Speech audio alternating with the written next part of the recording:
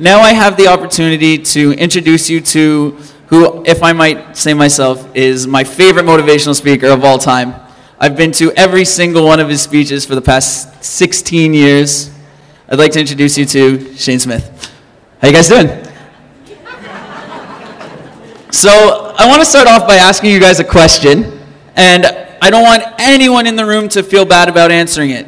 Now, when you guys take a look at me, how many people think, oh my goodness, poor guy, he's got half a hand and no legs, life's got to be so difficult for him? I would think that if I just met me, so it's okay to think that. No one? Few people? How many people would take a look at me and think, this guy plays wheelchair basketball for the Canadian junior team and has played all over the world? Because I have. I've played in England, I've played in Japan, I've played in Germany, I've played in Paris. I've literally played in every province in our country. But that's not why we're here today, is it? We're here to learn about finding job opportunities. And for people with challenges, it's exactly what the word sounds like. Challenges, it's challenging. The only challenge in this life that stops you from achieving your goals is you. It doesn't matter what anyone else tells you. It doesn't matter what barriers other people put on you. The only thing that matters is the barriers you put on yourself. When I was 16 years old, my vice principal, I was not the greatest student. I didn't have the best work habits. And my vice principal told me that it doesn't matter where you're going. If you don't smarten up, you don't even have the physical tools to flip burgers at McDonald's. You're going to be dead or in jail by the time you are 22 years old. That is what my vice principal told me. Needless to say, I left that school in TDSB, and now I went to York Region and graduated. And I'm now 24 years old, and I run my own motivational speaking company. I applied for other jobs, and I kept being told, oh, well, what if you were, I'm a big video game fan, so I wanted to work at EB Games. I was told, well, if we had to leave you alone in the store and a customer came in and wanted something on the top shelf, you couldn't reach it. Same thing with lids. I collect hats. You were alone and a customer came in and wanted to reach something on the top shelf. You couldn't do it. Sorry. So I took matters into my own hands and I opened my own company. Now, this is me with half a hand, no legs, a father who is not in my life, every reason to quit and give up. So now I want to challenge you guys, and I want to sit back and ask you guys, what's stopping you from achieving your goals? Even if your goal is to get a retail job, what's stopping you from achieving these goals? Yourself. That's it. You're absolutely correct. There's nothing on planet Earth that we can't achieve if we set our minds to it.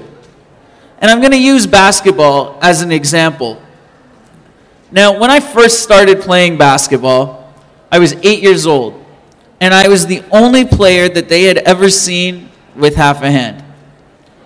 And everyone was saying to my coach and my mother, Steve, Joanne, he's got half a hand. He's never going to amount to anything in this sport. We need to cut this off now before, he gets older and gets disappointed.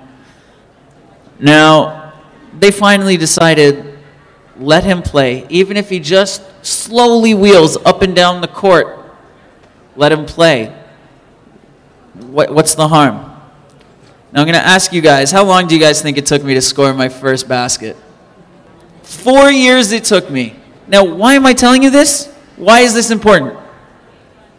Because I didn't quit and I didn't give up. I kept pushing and I kept going. By the time I was 12, my coach could see that I was a bit stronger and I was really, really quick.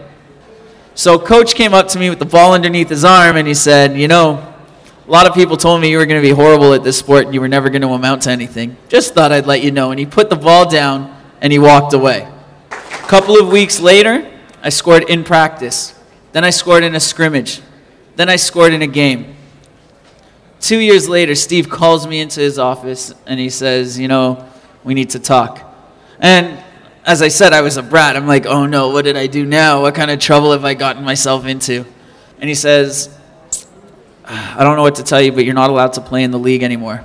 I'm 14 years old. I said, Steve, what are you talking about? This is my life. Like, what do you mean I'm not allowed to play anymore? There's got to be something. Like, what did I do even? He goes, there's nothing you can do to fix it. I'm sorry. You can't play in this league anymore. At this point, I start to cry. I start tearing. I'm like, Stevie, like, come on, man. Like, there's got to be something that we can do. Like, can you just tell me what I did? He says, yeah, you got too good. We have to move you up to the league for guys that are 17 to 22. So that just goes to show, coming from the kid who was told he was never going to amount to anything in this sport, he's now playing for our Canadian junior team, our Ontario men's team, and has played all over the world, and has taught wheelchair basketball in Bermuda. And there might even be one of my teammates in the room right now who can attest to the fact that you cannot play defense on me because I'm just too good. Right, Ellie? So, with the last message I'd like to leave you guys with, from the speaking standpoint of today, is do not let other people dictate to you what you can achieve. It doesn't matter who they are in your life, because you know what? Sometimes even parents don't understand. And especially for students and people with challenges, you know, they're very protective. And sometimes you need to just stand your ground and let them know that, you know what? I feel like I can do this. I know I can do this. I'm going to do this. Thank you guys very much.